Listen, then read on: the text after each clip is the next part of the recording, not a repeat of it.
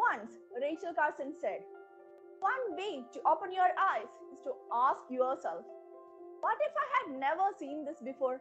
What if I knew I would never see it again?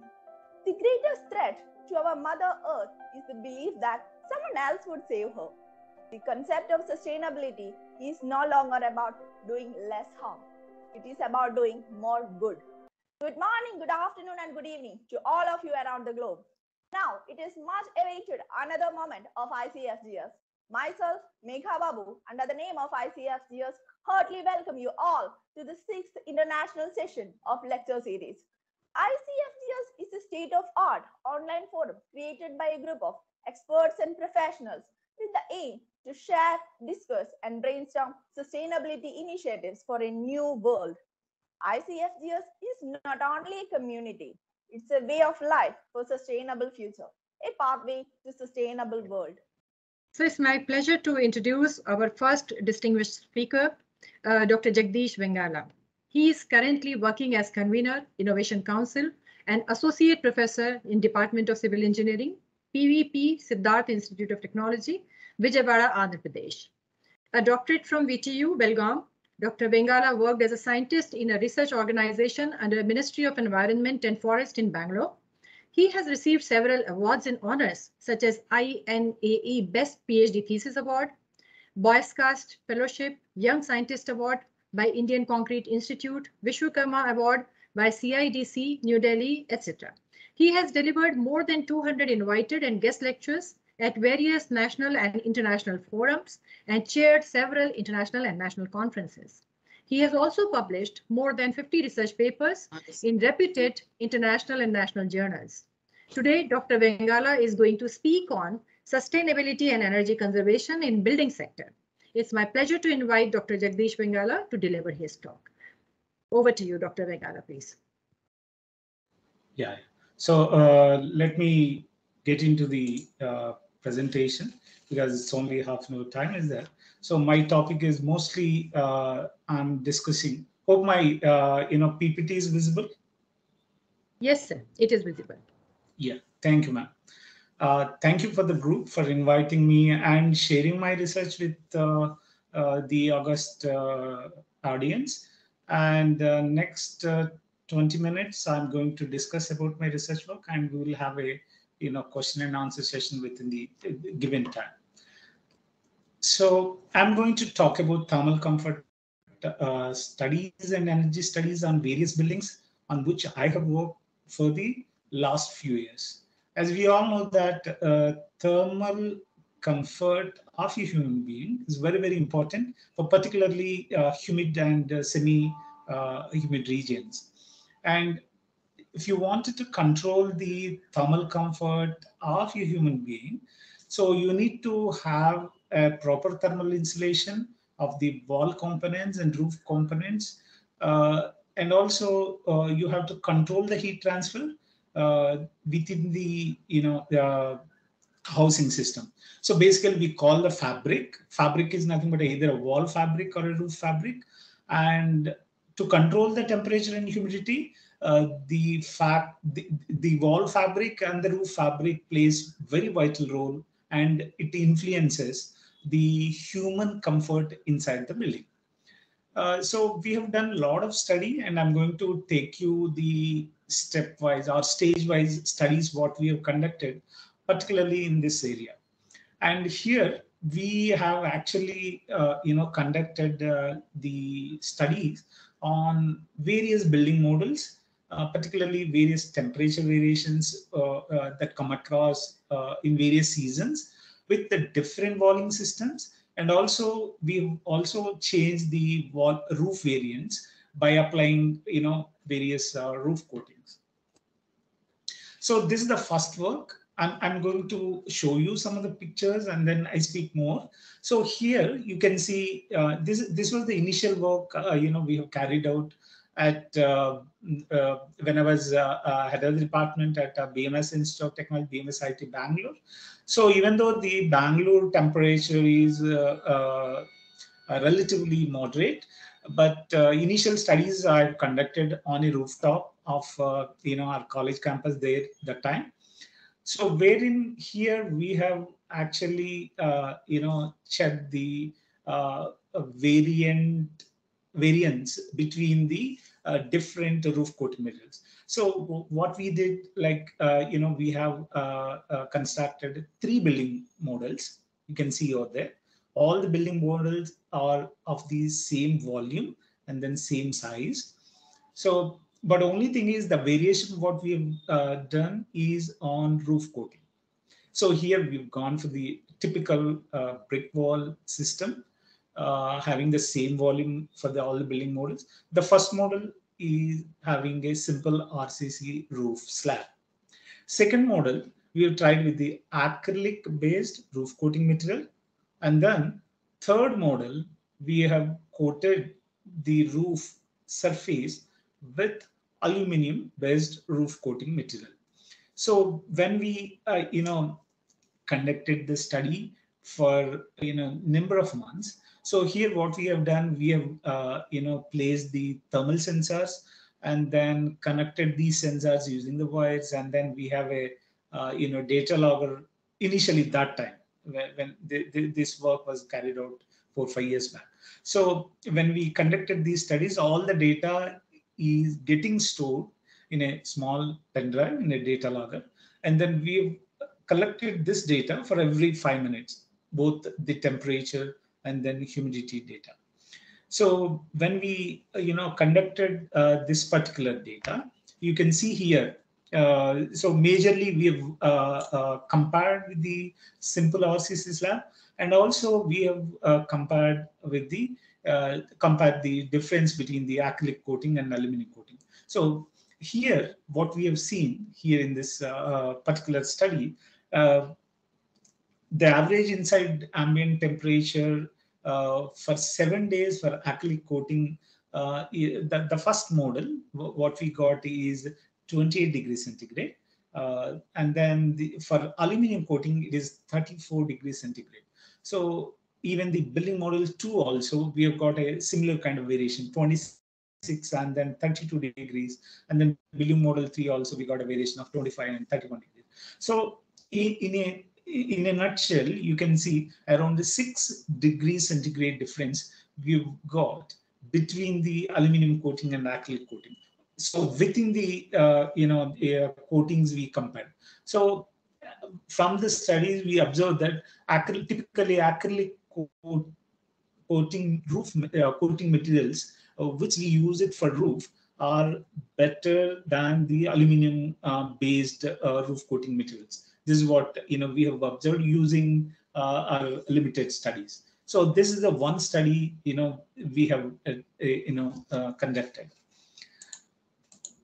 And when it comes to, so I carried out that study, and then so I moved to one more southern part of India, that is Andhra Pradesh, wherein particularly in Vijayawada right now, where I am. So wherein the summer temperature, it even touches up to 45 degrees centigrade.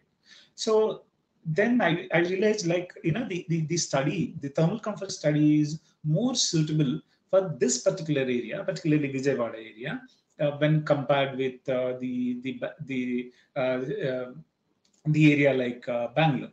So here, we started. I started, coding with Python, and I have started taking the help of the IoT, Internet of Things, wherein we have used DH11 sensors to observe, to measure the internal temperature and humidity, and we've connected the sensors to a Raspberry Pi, and then Raspberry Pi module records the measurements, and then it will dump into the cloud, and then from the cloud you can keep on checking or measuring the data which is getting recorded.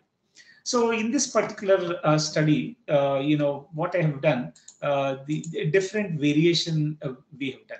So before getting into what kind of variation I have done, you can see a typical, temperature, graph, variation graph in a year for particularly this Vijayawada. So here you can see the peak temperature is mostly in the month of between April to June. So May records the peak temperature, typically more than 40 degrees centigrade. This is what I'm talking about, the ambient temperature. So what was given in the weather data. So here, what we have done. So we have built total 6 models. So out of 6 models, two models we have used the clay bricks as a walling material. The other one, the other 2 models, we used solid concrete blocks as a walling material. The third set of models, we've used AAC block, autoclaved aerated concrete blocks, is a walling materials. So in all the 6 models, one is the clay brick, another one is solid concrete block, another one is with autoclave aerated concrete block, AAC block. So again, 6 models, 3 models are with coating and 3 are without coating. So having understood that the acrylic gives the better, so I've taken the acrylic as my acrylic material as my roof coating material for further studies. So I have done the studies. So here you can see compared to clay brick and solid concrete block and then AAC block, the temperature, average difference in temperature values, what we got with a with and without coating also you can see, and also with the ambient temperature, what we got. Ambient temperature in the outside ambient temperature. So clay brick is giving 6 degrees centigrade difference, solid concrete block is giving 5 degrees, and AAC block, which is having more, more value. That means the thermal value, or it resists the heat transfer, or it. So this particular wall model, AAC block model, gave 8 degrees centigrade difference when it comes we compare with the ambient temperature. Similarly, with coating, that means there is a variation between the normal and then. So there is a 2 degrees centigrade we have observed with coating. So having AAC block with coating gave, or the difference between the ambient and AAC block coated with roof coated materials is giving almost 10 degrees centigrade difference with the given models what we have done.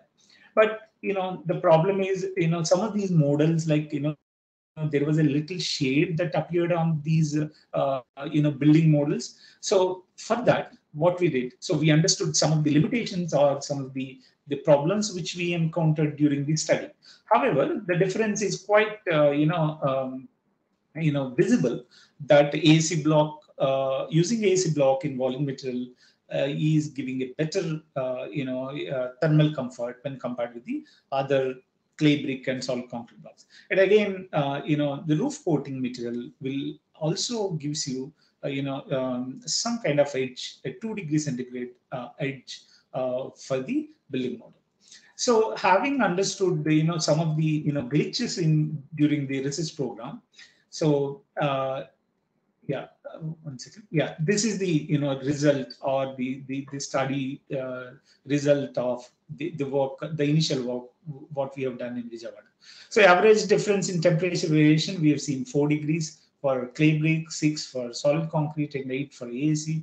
And similarly with coating, you will see. As I mentioned, the initial studies what we carried out with the acrylic and aluminum coating, and then acrylic is giving better results. So we further studied with acrylic coating with a wall material variant.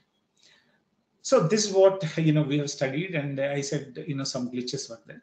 So then we started working. These are all published data what I am showing. So then I realized, like there should not be any influence while carrying out this study. So for that, what we have done, you can see here, we have taken a sun orientation and shadow profile such that there should not be any external shadow that should fall on these building models. And this particular study, the second study, what I've carried out in Vijayawada. So here you can see very clearly the first one is the clay brick. That means the first is the right side. What you are looking at is the walling material is clay brick, and then the left side what you are seeing is with the AC block without plastic. You can see very clear. So now I'm coming from the back side of the model.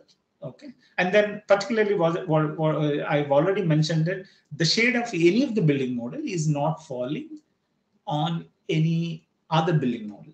That means there is no shade effect on these building models, either the tree or because we have done it on the rooftop.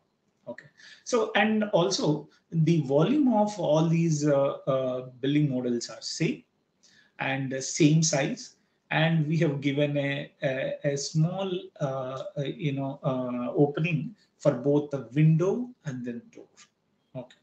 So the backside, the two models are one with clay brick with RCC roof, simple RCC roof, and then the other one is with the AC block with a simple RCC roof slab. So now come to these middle one. So middle ones are, acrylic coated roof variant materials. Okay, this we've already studied that. This will be. So now the third model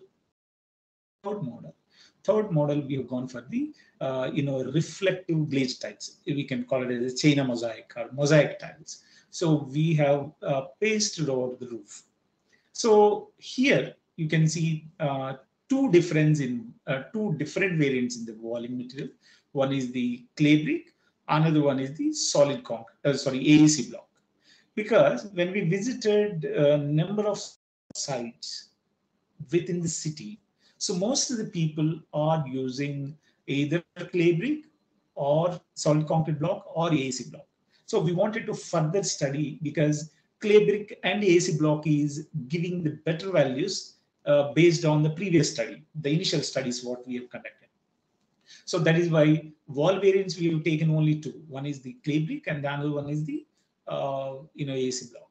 Now the roof variants, I'm talking about like RCC roof slab and then the acrylic coating and then the glazed China mosaic tiles. You can see the difference in temperatures and humidity, or the temperatures, the noted values of the temperature and humidity values.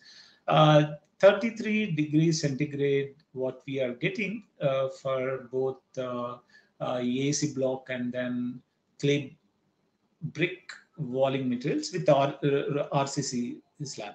So not much difference between these two. When it comes to the acrylic coating, there is a difference in 2 degrees. There is a difference in 2 degrees in case of the AC block. And when it comes to the AC block model, so there is a 3 degrees difference we have observed. And similarly, for clay brick or normal brick materials, there is not much difference. So what we observed here in this case is, the glazed tile and with AC block is giving the better value when compared with the all other values. Then further, we have conducted recently, those results I have not presented here. So again, we have conducted a further study after 1 year. So when we have gone for the second coating of acrylic coating, that is giving much better values. What does that mean? How many number of layers of acrylic coating you are doing, and then after 2 years again, the roof coating may fade off. So if you give a coating, another 2 coats over the existing coat, again after 1.5 years, that reduces almost 2 degrees centigrade, when compared with the previous one. These are the results we have done. And we are studying again, closing the doors, while closing the windows, while closing it on daytime, while closing it on nighttime. So these are the number of variations we are doing. And some of the results we have given it to 2-3 apartment owners and the nearby building, residential building owners, wherein they started implementing, on their roof, wherein they started giving the acrylic coating, and then they could be able to observe the difference wherein the entire energy load which is coming on the AC is coming down. So even though the limited studies, but we are, after doing the studies, we are actually, giving this information to AP State Energy Conservation Board, and there are other conservation boards wherein we are sharing the results and sensitizing the residential owners and the apartment builders in a big way. So this is the another work we have done. And next,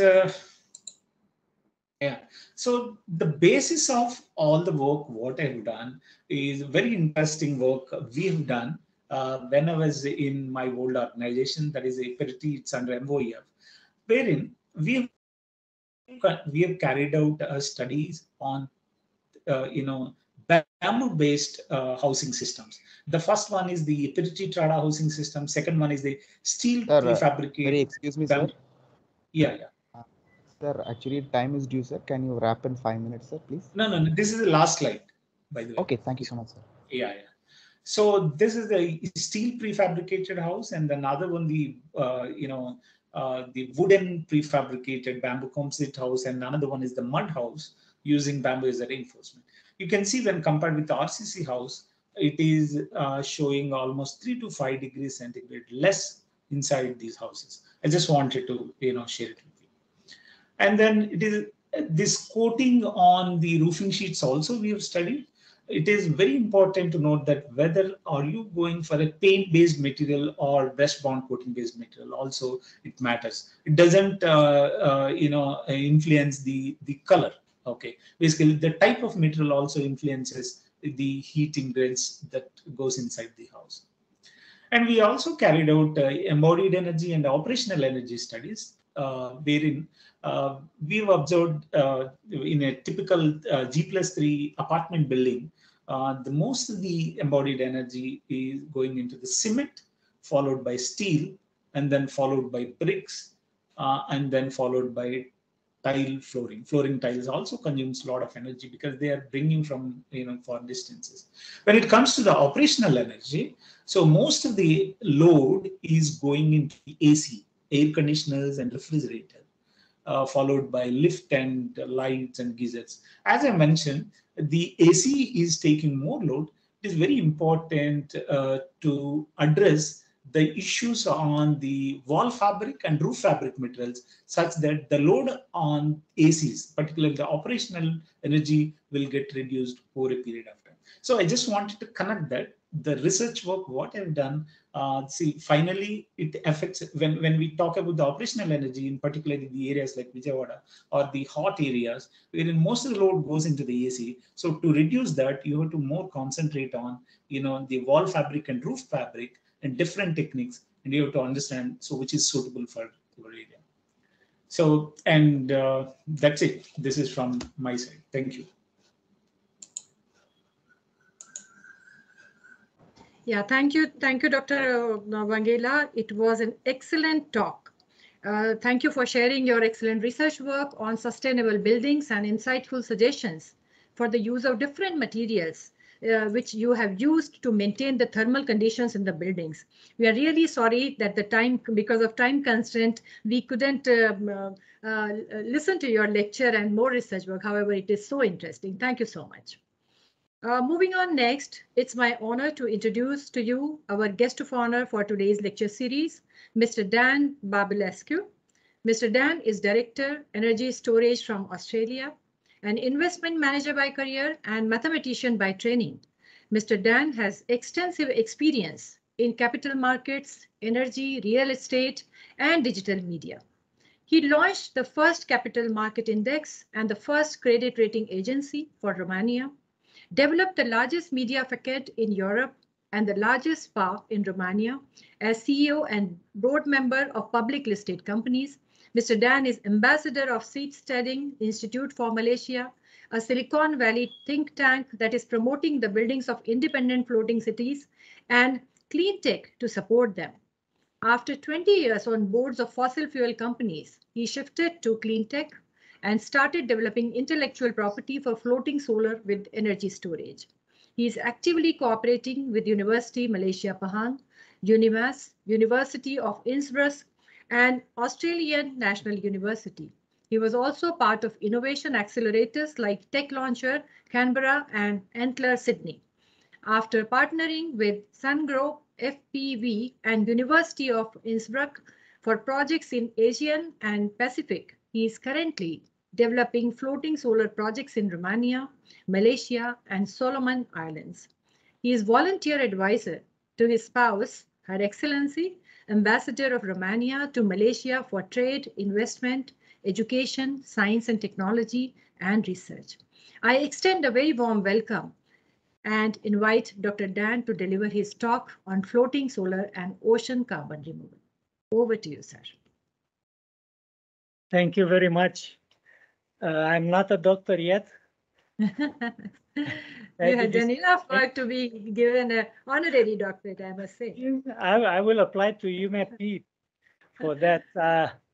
So I'll try to share my screen and tell me if you can see. So yes, sir, visible, sir.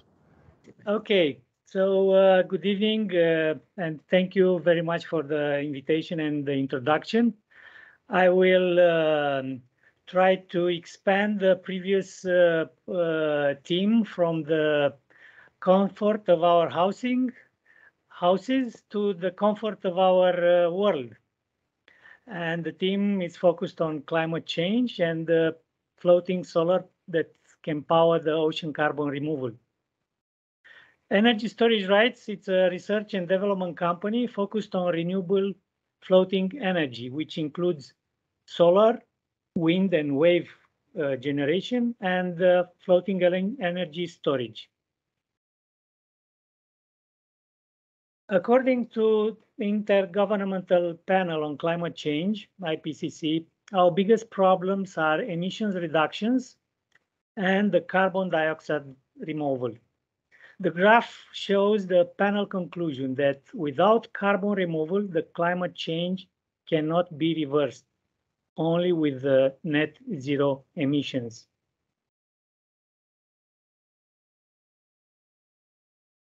This is the definition of carbon dioxide removal, according to the book available online at www.cdrprimer.org, meaning negative emissions technologies, and has two main components, the capture of the carbon dioxide and the storage of carbon dioxide.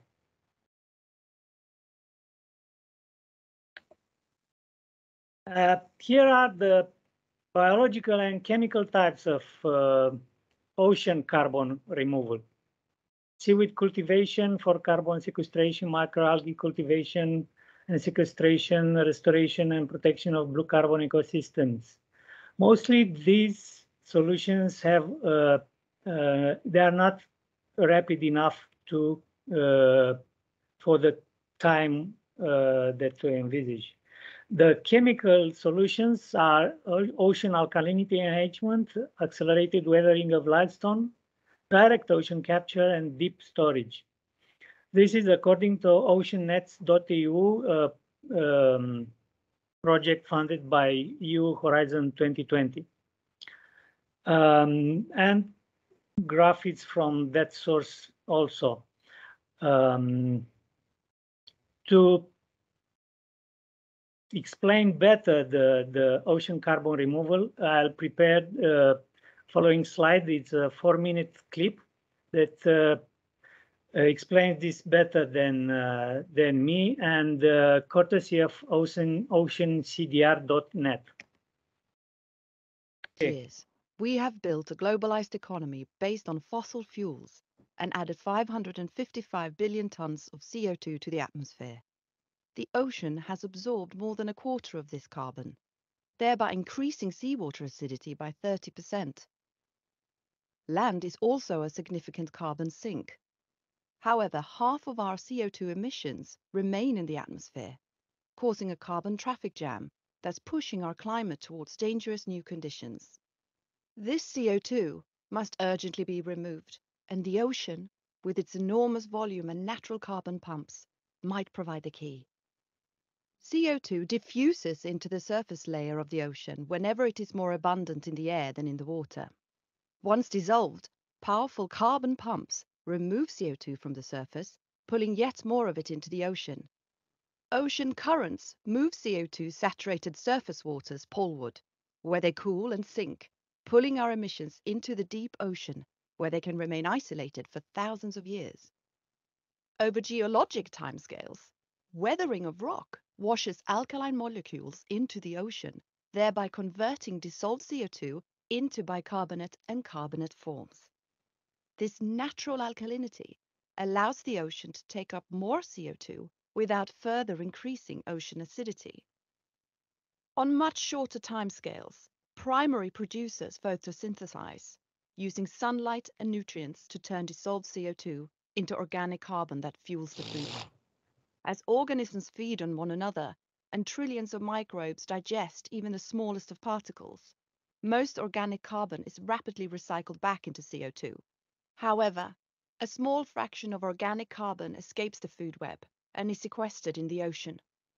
This includes organic matter that sinks into the deep ocean or is structurally so complex that it becomes inaccessible to microbes and is sequestered in the ocean for thousands of years.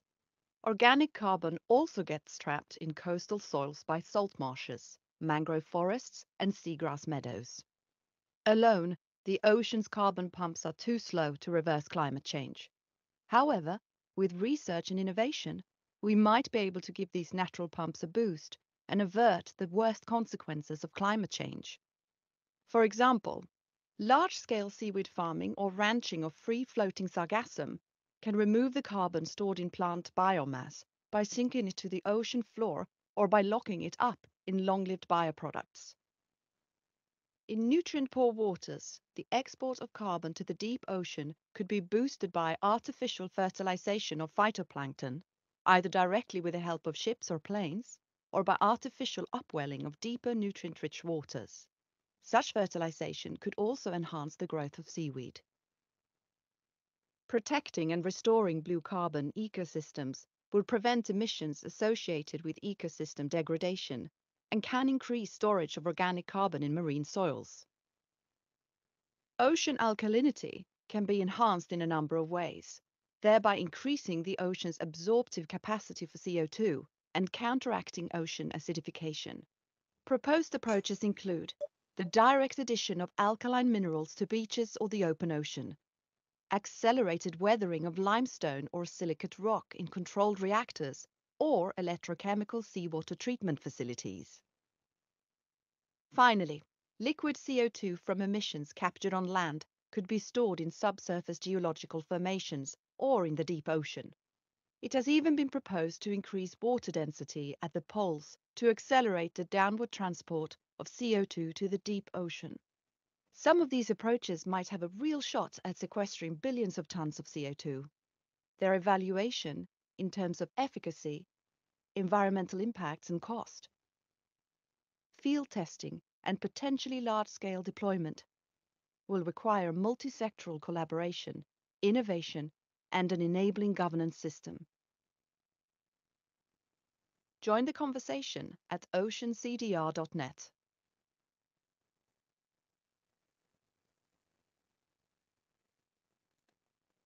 Over the past 200 years, we have built. So I will give you 3 examples of startups looking to solve the CDR problem and win the $100 million X Prize announced by Elon Musk 2 years ago. First one is Captura, that uses direct ocean capture, but does not sequestrate the gas, the CO2. It needs also renewable power for pumping, and floating solar is the best match because it powers 6 hours a day with electrodialysis, and can function the whole 24 hours. Details on this startup you can find on Open Air YouTube channel, episode 38, and on the website capturacorp.com.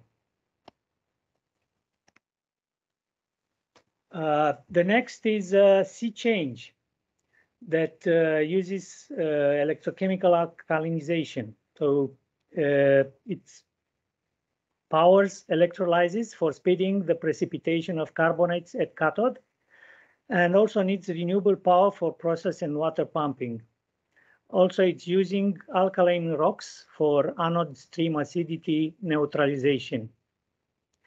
More details and photo are found on Open Air YouTube channel, episode 16.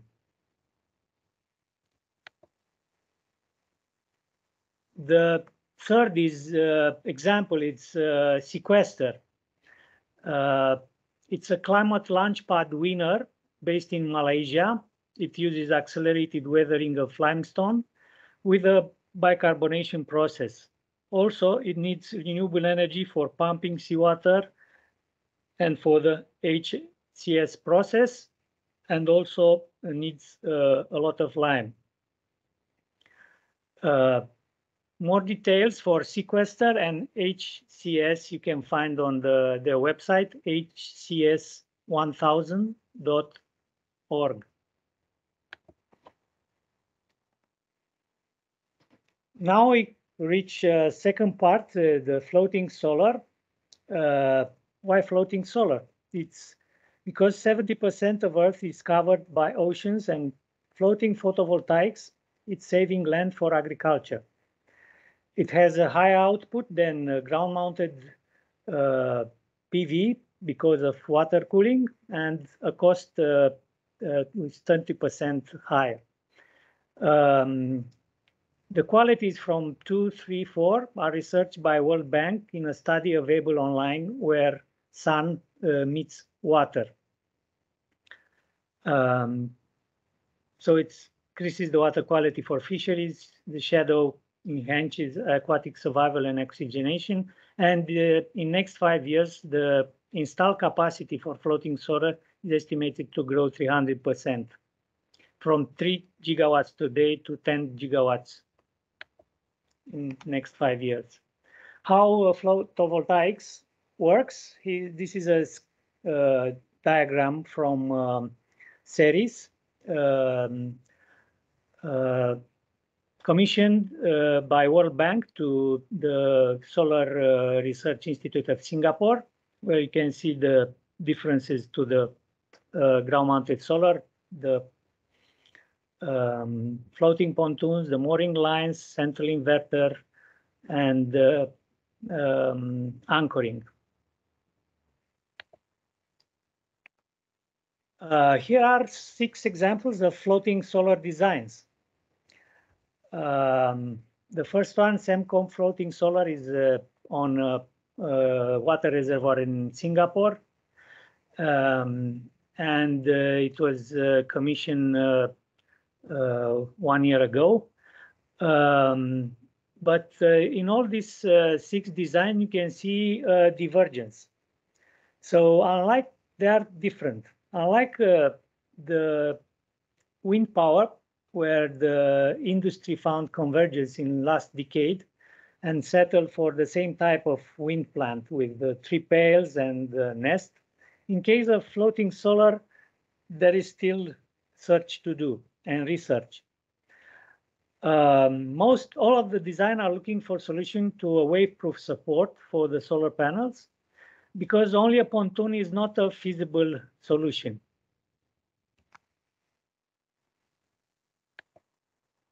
Here are some opportunities for universities and research institutions. So research and development opportunities for high wave mitigation of solar panels. In Malaysia, the offshore in Malaysia has low waves and winds than in Northern Europe, where most startups are trying to solve the problems of high waves. Offshore oil and gas rigs for removal and carbon sequestration. Mooring points, they can be used as mooring points and also as green hydrogen supply infrastructure. And every year, hundreds of rigs are decommissioned and sold for scrap steel. The source is a hybrid floating solar plant designs, a review by Dr. Sudhakar Kumarasamy from UMEP and member of advisory board of energy storage rights.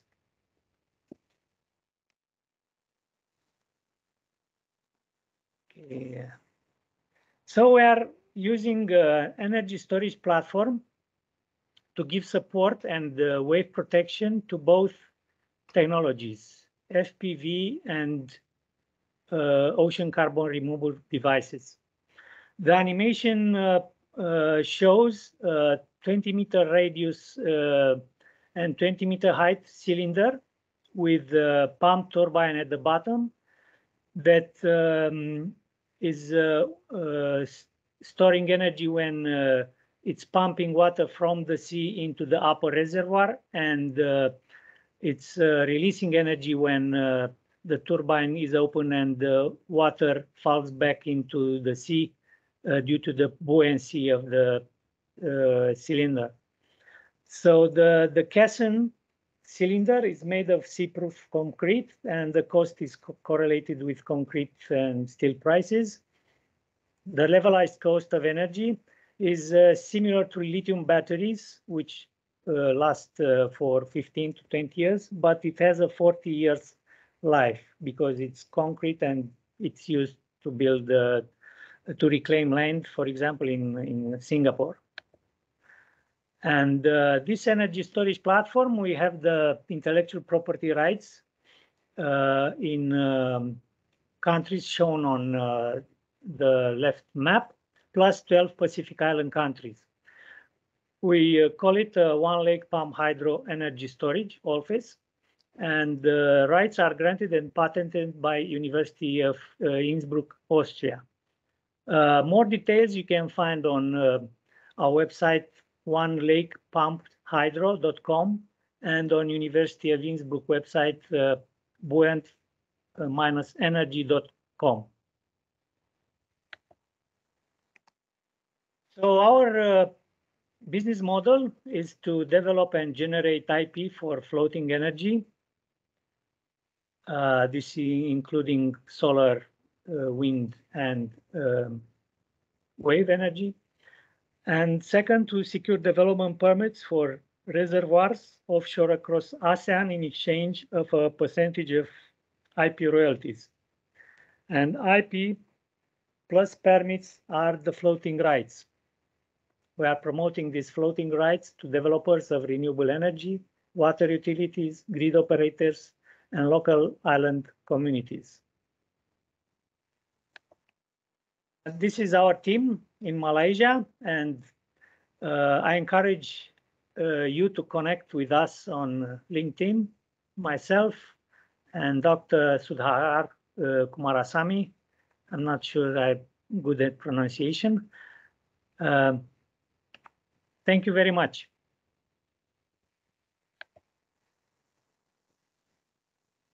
Thank you very much, Dr. Dan, for sharing your thoughts with the audience. It was indeed very insightful, interesting, and well appreciated by one and all present here, I'm very sure.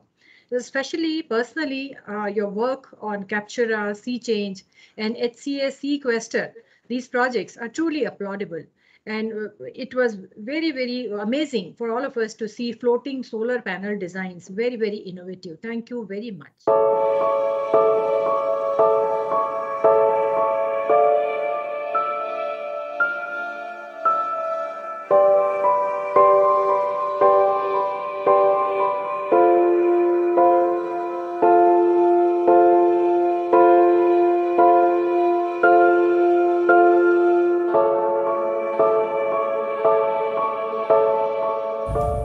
Earth is the only habitable planet in the universe. The world is facing unprecedented challenges in the form of climate change, deforestation, pollution, inequality, war, terrorism, etc., and many more. It is our moral responsibility to create a sustainable society through teaching, research, and practice.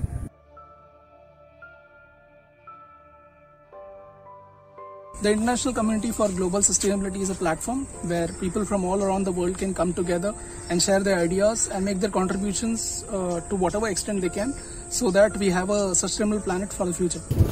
Our mission is centered on 3 pillars of sustainability: environmental, economic, and social aspects. We bring together people and technology for a sustainable world.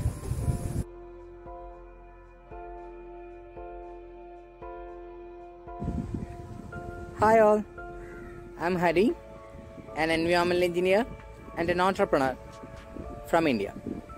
I wish to promote sustainable products and materials in our society. I hope I can contribute in the mission of ICFGS community for our sustainable future. Hi, I'm Liu Xinyi from Xi'an University of Finance and Economics, China. I wish to apply my knowledge and wisdom towards the development of sustainable community. Thank you. Hi, I am Rabiatu, student from UMP. I am going to find out what sustainable living could look like. I look forward to build a sustainable society.